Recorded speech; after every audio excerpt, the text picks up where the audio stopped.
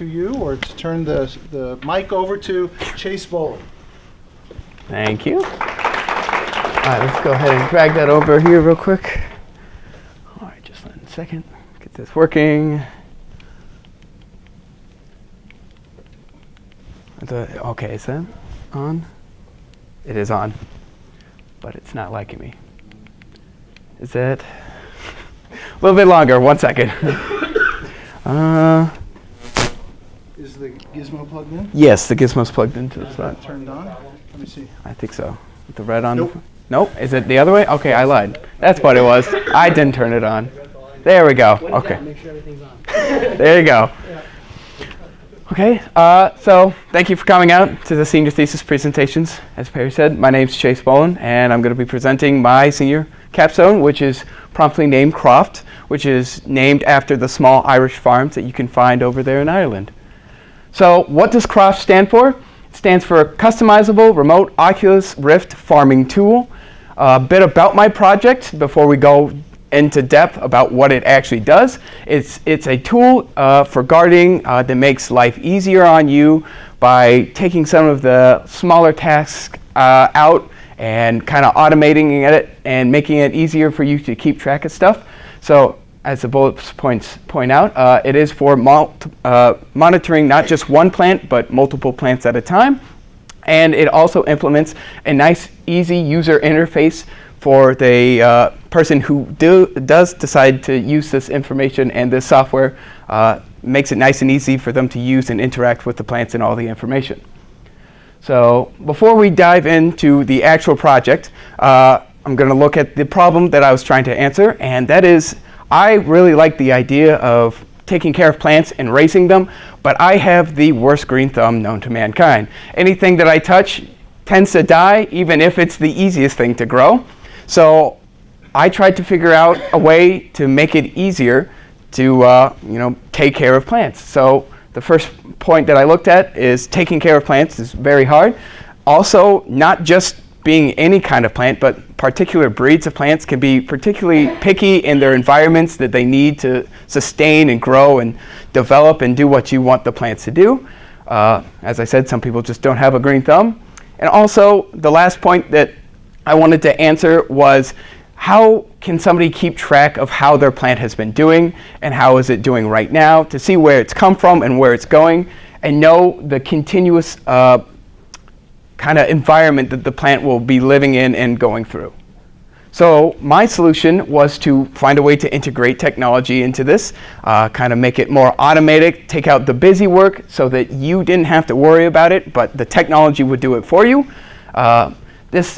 My solution also is not just finding the current information about the plant's environment at the particular time that you look at it, but it also keeps track of where it's come from. So not only do you see today, but you can see yesterday and weeks and months prior to where it has been. I also implemented a nice visual interface. I didn't want something that just popped up on your screen and it felt flat and didn't really do anything except for click on them. I wanted you to feel and understand the environment the plant was in and see how the plants are doing. And also, I didn't want it just to be for just one plant, but I wanted it to be for 3 or 4 or up to 100 if you really wanted to. So before I started developing and working on how this project was going to look and all this that went into my senior thesis, I went out and researched several other different products that are on the market right now. So all 3 of these are sensors kind of like what I have built and do very similar things, but they are lacking in some kind of key way.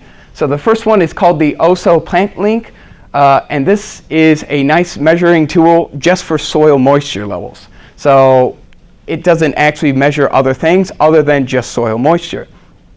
The next thing is the Parrot Flower Power, which this actually can implement and does have several different sensors for it. So not only does it do moisture level of the soil, but it can do if it needs more fertilizer, and it also keeps track of sunlight.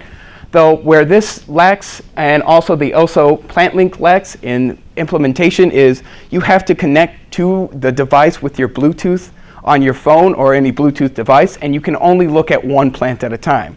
The same thing can be said for the Kabachi Wi-Fi plant sensor. It has even more sensors than the other two combined, and it does have a nice interface, but you can only look at one plant at a time. So by figuring out what those have done wrong and how I could improve on them and coming with my idea, I came to find these three components that make up my senior thesis. So the first one is the photon. These are little devices that measure all the information about the plants. You can see them kind of right here sitting on the desk right in front of you. All their job is to just monitor about the plant's environment and keep track of the data. The data is continuously sent to the computer application, which is a server that runs just on your computer. It runs in the background and it does its own thing, so you don't have to worry about it, don't have to touch it. Once you start it, it knows what to do. And then the last part is the visual application, which this is where the users and somebody who wants to see their information about the plants, this is the part of the project that they'll actually run and start up and be able to view all the data in. So diving deeper into the three parts, the first part is the photon, which it's this little microcomputer right here, nice and small, very easy to handle. It's super tiny and inexpensive. That's one of the main reasons I chose it. Also, with this board, it has built-in Wi-Fi capabilities, which if you look down, I don't know, pointer, right there. This little thing is how it connects to the Wi-Fi. That's the little antenna. So this is what I decided to use as my development board. Since it's very lightweight and durable, I chose that. And with it, I have attached several different sensors to it. And those sensors measure the humidity of the air around the plant, the temperature that is affecting the plant, the light intensity that would be hitting the plant, and also the moisture level of the soil that the plant is in. Another key thing to note about this presentation is I will probably use these terms interchangeably. So when I say a photon, I'm talking about one plant, and when I'm talking about one plant, I mean a specific photon. They're kind of interchangeable because for my senior thesis, one device will be linked to one plant. So the next second major part of the senior thesis is the computer application. A little bit about it. It's written in Python 3.6. There we go. And its job is to sit there and run in your background, as I said, on your computer, and the photons continuously connect to it and send data over it, and they keep on connecting as long as the server is up. Its secondary job is to create a database where all the information is stored and it interacts with it. And another cool thing that the computer application does is it calculates the ephemeris of the sun. And if you don't know what that is just in simple terms, it is the position of the sun based off of your current time and your current longitude and latitude. And the last part is the user interface. So there were many different ways that I could have implemented a user interface. I could have done a web app or just a simple desktop application, but I wanted to immerse the person so that they understand how everything works in the environment of the plants that they're monitoring. So I decided to go and build my project after virtual reality that runs on the Oculus Rift. It is built on the Unity engine, which allows me to do stuff like easily manipulate game objects and 3D objects and put everything together and collect it all together. And this user interface is super easy and simple to follow. I set it up so that you don't have to figure out how to use it, but it tells you and walks you through so that you know how to do it without having to second guess yourself, and you can just pop right in and know what to do. So before we go into the demo, I just wanted to go over how the information actually flows through the project. So we'll start up here with the photon. So these are the little computers following the green lines. The photon is continuously gathering information. They are right now, these two right now. I had more. I kind of broke the pots on my way here to class. So poor plants. But so it's continuously gathering and sending the sensor readings to the computer application. When the computer application receives the information, it then connects to the database and stores the information in the database. The other process that information can flow through this application is when the user actually starts up the application and puts on the Oculus Rift. So the first thing that will happen is somehow the user will interact with something in the environment, and it will send a request to the computer the computer application for a specific piece of information. The computer will then go look it up in the database. If it is found in the database, it is returned to the computer and then sent back to the user application where it's displayed in the actual user interface. So now it's time for the live demo. So if I could have you come over here. By the way, this is my amazing assistant, Leah Hall. She will be doing the actual virtual reality demonstration so I don't look weird talking to you while having an Oculus Rift on my forehead. So let's get this up here. Go ahead and whoop. Go ahead and make that comfortable. Got it? Good? Okay, yep. Perfect. All right, there's that controller and that controller. Okay, perfect. Okay, so here is the start of the application. When it first starts up, it spawns the player exactly to look at the first menu that they're going to need to interact with, which this is just the where you can select which plant bed you want to interact with. In this application, you can have as many plant beds as you want. So I'm just going to have her go ahead and select the first option. She's going to walk up. If she looks up, it responds and lights up when she's looking at it. And then if she presses the action button, it'll tell her to look that way. The option is selected. And then we can see over here in the virtual reality space, we have another menu. This is all the information about this specific plant bed. So we have the name of it, the longitude and latitude, which is actually set up for this place right here. It's actually set up for Carthage campus. And we have the time zone, which are Central Standard Time. The sunlight is the average amount of hours of sunlight that this plant bed that these plants are linked to are receiving. And it also has the amount of plants that it is linked or are linked to this plant bed. So I'm going to have her go over here and click the Select Plant Bed button. Perfect. And if you notice there, the lighting kind of changed in the background of the application. That was because the server did calculate the ephemeris and sent over the information, and now the sun is in the correct position in the sky based off of where it should be right about, right this time. So right now, we only have one plant bed because there are only 3 plants linked to it, but I'm going to go ahead and have her walk up to one of the plants and select them. When she starts looking at a plant, the pollen will come out of the plant to know that you are looking at it and that you are interacting with it. So go ahead and press the action button. There you go. So we'll follow the on-screen instructions. And then we'll walk over to this. This is the third main menu of it. So this is all the information about the plant. We can see the name. Could you look up a little bit? Perfect. We have the name of the plant. We have the type, which is it's a succulent. We have the date that I had planted it. And all this information is changeable and accessible in this application. If she were to click on one of them, she would be taken to where she can edit it. But for the main demo, we're going to have her go ahead and check the temperature. Awesome. So as you can see in the background, a graph popped up, and we'll have her walk over there so that she can start interacting with this. So this is the graph. Could you look up a little bit?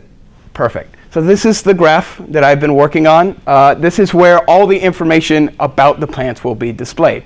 So on the x-axis, or the y-axis is the information about the data being collected. And since we're doing temperature, those are all degrees in Fahrenheit. I decided to go with Fahrenheit. I set this project up to work in the States, the United States, so Fahrenheit for us. And at the top, we have a range of dates and times. Look up a little bit more. Perfect. So we have, when the user first selects the range that they want to check and check the sensor information, it sets it up to display a day's worth of information. So right now, we are currently looking from this time all the way back to about 24 hours ago. And if she would like to look down and select a week or a month, there you go. We can see how the information changes, and the graph all changes the ranges on the top and calculates itself so that now it is displaying exactly 1 week of data. And if she'd like to select the month, it'll even expand out to the month if we'd like it to. So you can see how your plant has actually been doing over a month's time. It's the furthest back that I've had this set up. Also, 2 notable things to note about the graph is we have these two lines here, these two straight lines. The green one is the upper safety range, and the the red one is the lower safety range. I implemented these so that you could keep track of how your plant is doing. So say since we're doing succulents, we want warmer temperature. That's why the upper safety range is set to a higher temperature so that you can see if your plant ever goes above that line, it's getting too much sunlight, and if it falls behind the red line, you know that it's not doing as well as it should be temperature-wise. She can also go over and change the up and down safety ranges if she'd like. So if she'd like to increase the lower safety range, so she can manually input them right there, and then when she wants it to update, not just on the graph, but in the actual computer application, she'll click the small apply range button right here. And now this new range is set to where it's supposed to be. And that is it for the demo right now.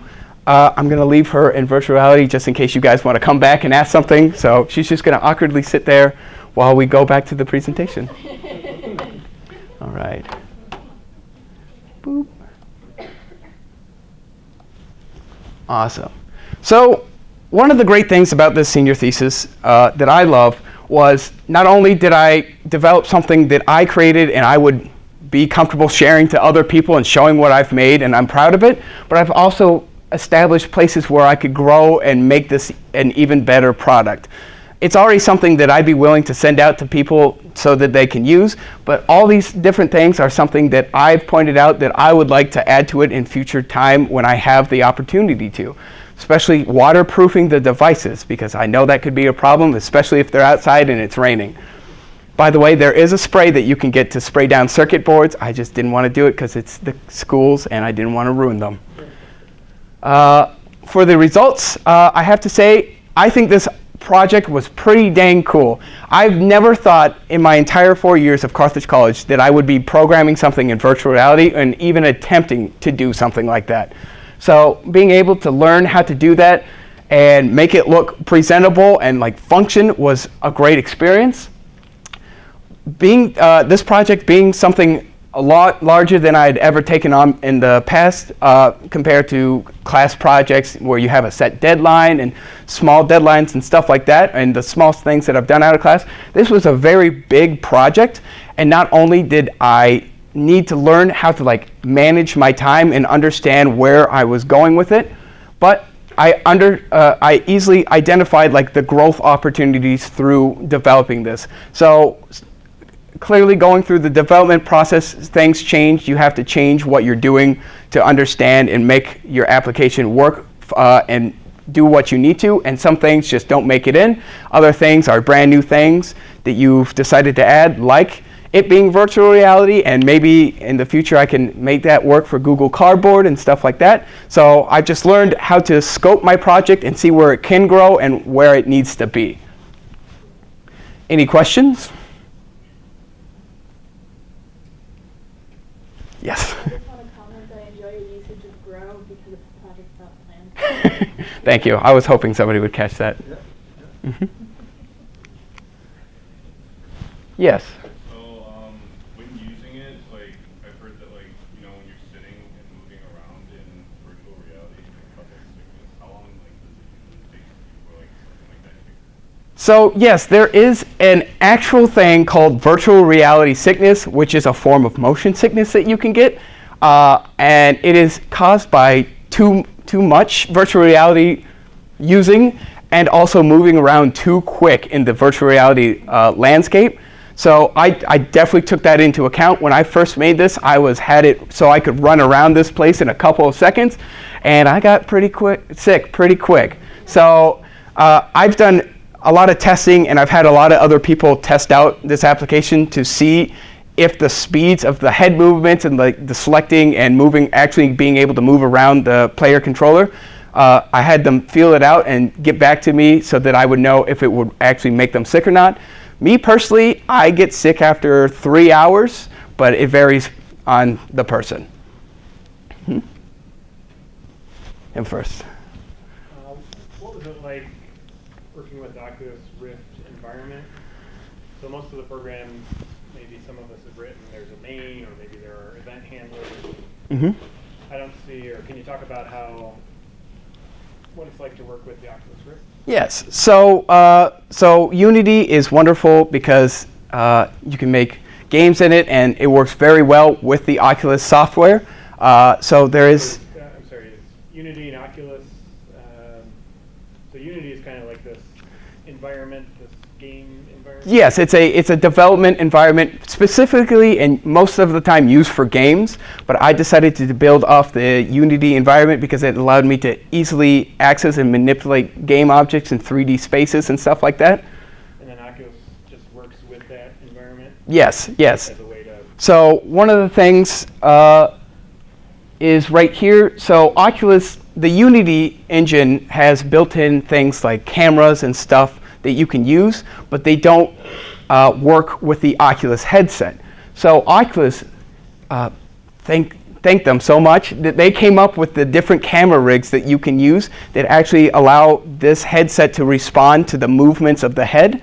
Also, there's certain stuff like the reticle strips so that she knows where she's looking. It appears on the Oculus, but it doesn't appear on the demo and stuff like that. So you have to, one key thing to note is that making a game in Unity, you can do a lot of things like make a GUI that's just heads up right on the user interface. But because the person is using the Oculus and it feels like you're really there, having that heads up display in front of you is very straining on the eyes. So you also have to learn how to make like menus like I've used sit in the world so that the player can come to them instead of it having to sit in front of their eyes and make them sick. So the sort of the development of the app is sort of like making a map? Yes. So if somebody walks up to this and selects this, then you can call some function or draw a chart or whatever. Yes, so there is two event systems in my current project. There's one event system to handle everything that is not involved by and done or connected by the Oculus. So that's just a normal event system, and it works like any other event system. There's listeners, and it broadcasts signals when something happens. And then there are there's the Oculus event system, which is specifically set up for things that the Oculus could do. There is a raycaster, which is basically just a straight line from the center of where her view is, pointing out, and there's a specific raycaster for the Oculus, because the Oculus actually has 5 different camera anchors. So 4 in the corners, and then 1 to represent the center eye, which is usually how the person sees. So its raycaster takes into account all the different angles from all the different camera anchors so that it can send out the specific broadcast. Like when she was looking at one of the menu items, the color would change. That was something called an on-hold event or on-hover event. So whenever she hovered, it would easily be accessed by the actual Unity engine. Any other questions? Yes. Say you accidentally delete a plant or the whole thing, is that data easily retrievable, or do you have to re-input all that? Yes. So there is an option in the game. Here, I can have her go to it real quick. There you go. If you want to walk over back to the plant menu to your left. Yep, right there. So there is a remove plant option. Now this doesn't permanently delete the data of the plant. This just unlinks the plant from the plant bed. And there is something that I've created, which I call the lost plant room, for all the lost plants that don't have a bed to be in. And you can easily go there and find the plant that you're looking for and add it back to the bed if you accidentally delete it. That's cool. Yes? I have 2 questions. First, I want to say, way cool. Thank you. And are you thinking about continuing on with this project? I think this would be something that I would love to build on and make it more accessible, because I do know that the Oculus costs about $600 and costs even more to get a computer that can run it. So it is not fully accessible to those that can't afford it. But from my research, it wouldn't be the hardest thing to implement this application to work on Google Cardboard, which would allow you to view all this information and use this application on an actual Android device and put it in the little Google Cardboard cutout. So I think, yes, I would love to grow on it and make it more, make it do stuff more, like add solar panels so that you don't have to have it plug in and it can just sit there on its own and charge itself. Would be phenomenal. The other question is, can you do the reverse? Can you kind of look at the soil makeup and then say, these are plants that would be good in this area? That is something that I could implement if I wanted to. I implemented the idea that these plants were already kind of planted where it is and that it needs to be. But there are, as you saw from the different sensors that I looked up previously, there is a way to like measure the contents of the soil. So if I were to get one of those sensors, they easily connect to these devices and you can set them up with a little bit of code so that they can measure that, so that there could be maybe an external tool where you can put it in the ground and it could be like, oh, here's the composition of this soil at this position. Here's what would work well with this. Yes. Mm-hmm. So in that draft, you had like a big dip in temperature? Yes. So. Plant in the freezer? Or No, not exactly. So what happened there is my laptop is over here and it is running the server right now. That dip is because I had accidentally shut my laptop and it wasn't collecting data at the time. And also, I think it was actually right next to my fridge. So that could have been a problem. But so there's a lack of data at that particular point. That's why it's so low. It's also taking into effect, especially on the week and the month. For everything except for light, it takes into account the temperature and the moisture and everything else, even during the night hours, so that you know how it's doing overnight if it's like freezing or getting too cold. Mm-hmm. So yeah, that's the dip. Anything else? Yes. Yes, we can go there. I don't think there's any in there, but if I could have you go back to the plant bed menu. Yes, turn all the way around. Walk that way. this one? Yep, and as you can see, there's add a lost plant in the little corner right there. If you want to go ahead and click on that. Oh, I'm sorry, there's no lost plants. I can't take you there right now. But I guarantee you that there is a little room floating up there, and it's very white and sad, and that's so that you know that your plants are sad. Any other questions? No? Excellent. Awesome. All right, you're all done, Leah.